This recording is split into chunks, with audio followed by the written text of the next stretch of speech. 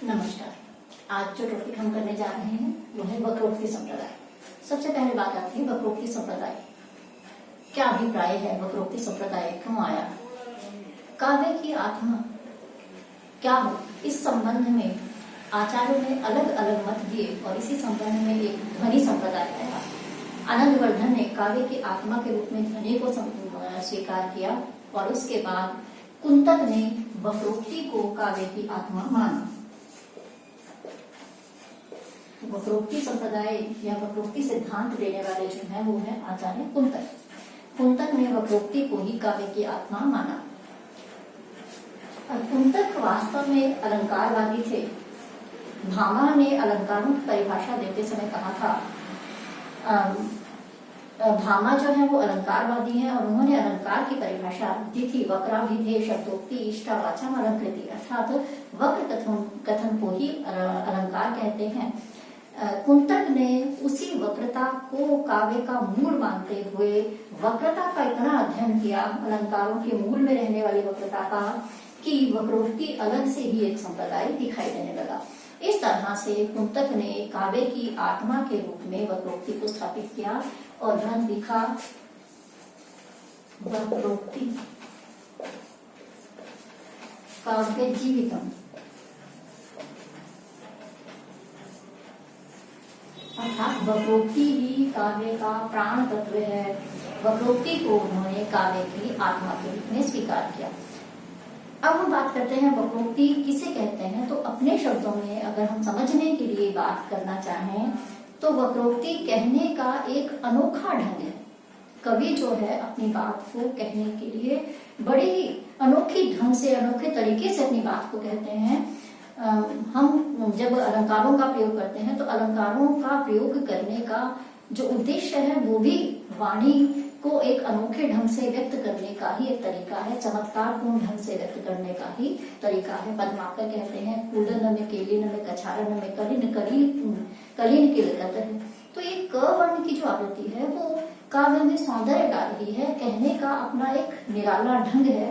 तो इस निराले ढंग को ही हम वक्रोक्ति कहते हैं।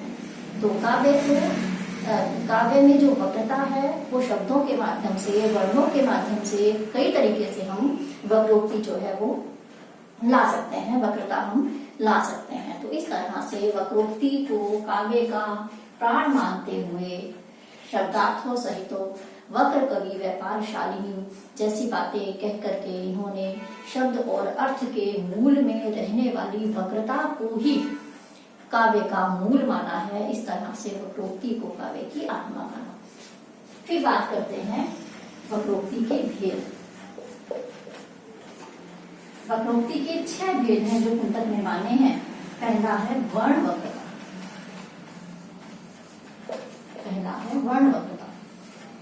वर्ण वक्रता हम सीधा सा अगर अपनी भाषा में समझना चाहें तो अनुप्रास, जहां वर्णों की आवृत्ति से वर्णों के कारण वक्रता आती है, यह वक्रता जो है वो वर्ण वक्रता कहलाती है।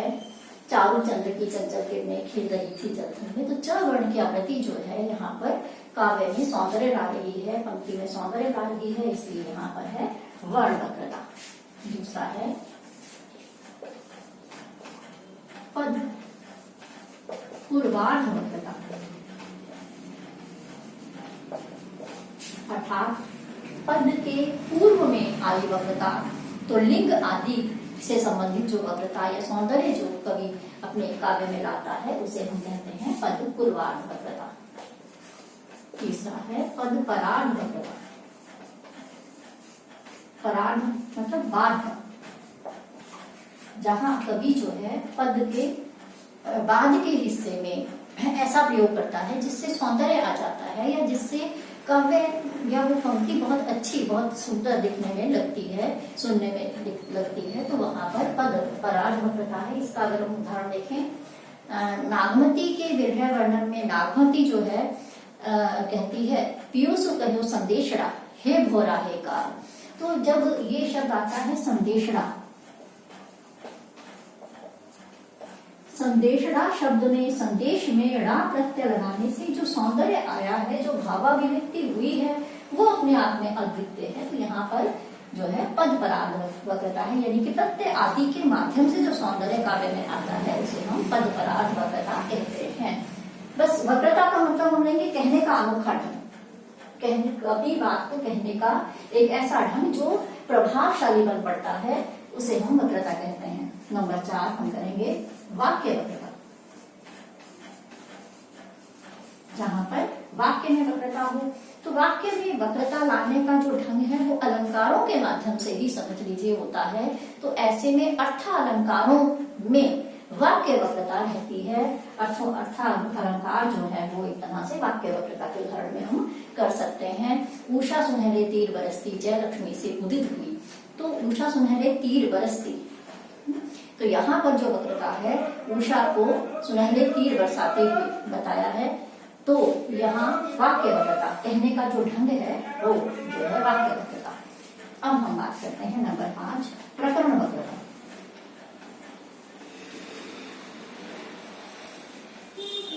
प्रकरण का मतलब हम ले सकते हैं एक अंश, एक भाग में ऐसा सौंदर्य लाया जाए जिससे वक्रता या कहने का ढंग जो है वो बहुत ही अच्छा हो जाए। इसके लिए कवि जो है बहुत सारे काम करता है कि कई बार ऐसा प्रकरण, ऐसी कोई चीज, ऐसा कोई प्रसंग बीच में डाल देता है जो नहीं है मूल कथा में, लेकिन उसको डालने से काव्य में सौंदर्य बढ़ जाता है। अगर उदाहरण लेना चाहें तो अभिज्ञान शाकुंतलम में कालिदास ने जो दुर्वासा ऋषि के शाप की कथा जो डाली है, वो मौलिक उद्भावना है उनकी, जो उन्होंने एक प्रकरण थोड़ा सा बीच में बदल दिया है। इससे काव्य का सौंदर्य बढ़ गया है और नायक का जो चरित्र है वो भी उदात्त हो गया है। तो इस तरह से दुर्वासा ऋषि के शाप की घटना जो है वो कवि के द्वारा एक प्रकरण में डाला गया अंश है, जिससे काव्य जो है वो सुंदर हो गया है।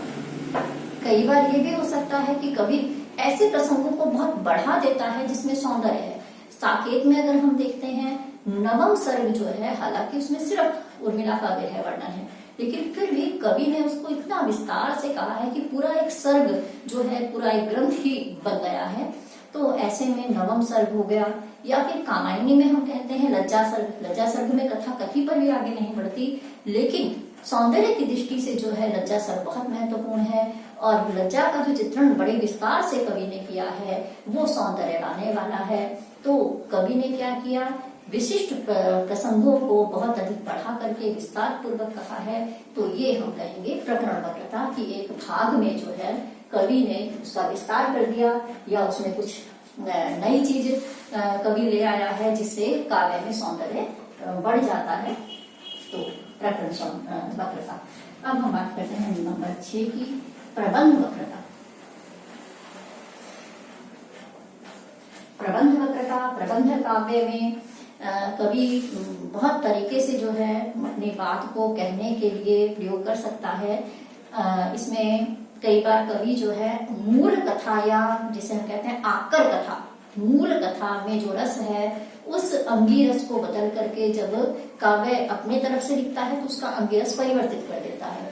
जैसे हम देखें रामायण जो है उसका अंगी रस शांत है, लेकिन उसके बाद जो है अनेक कथाएं जो है राम पर लिखी गई हैं, जिसमें अगर हम देखते हैं उत्तर रामचरित लिखा गया जिसका करुण रस, जिसका जो अंगी रस है वो करुण है, तो मूल कथा से अंगी रस जो है वो भिन्न कर दिया जाए।